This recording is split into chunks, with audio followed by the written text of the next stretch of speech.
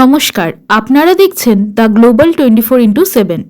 মমতা বন্দ্যোপাধ্যায়ের জন্মদিন উপলক্ষে মুখ্যমন্ত্রীকে শুভেচ্ছা জানালেন সর্বভারতীয় তৃণমূল কংগ্রেসের মুখপাত্র কুণাল ঘোষ এবং আশা প্রকাশ করলেন 2026 সালে চতুর্থবারের জন্য মুখ্যমন্ত্রী হিসাবে শপথ নেবেন মমতা বন্দ্যোপাধ্যায়। তার বিশ্বাস 2026 সালের বিধানসভা নির্বাচনে অন্ততপক্ষে 250টি আসন পাবেন তিনি। জন্মদিন কি বলবেন সেই হিসাবে? দিদি জন্মদিন, দেখুন, মমতা বন্দ্যোপাধ্যায়ের জন্মদিন এটা সবসময় আমাদের কাছে একটা আলাদা দিন, আনন্দের দিন।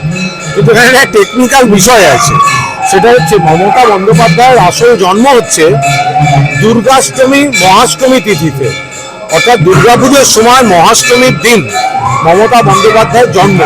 তাহলে তার মা গায়ত্রী দেবী প্রত্যেকবার এই দুর্গাপুজোর মহাষ্টমীকেই তিথি অনুযায়ী মমতা বন্দ্যোপাধ্যায়ের জন্মদিন মানতেন।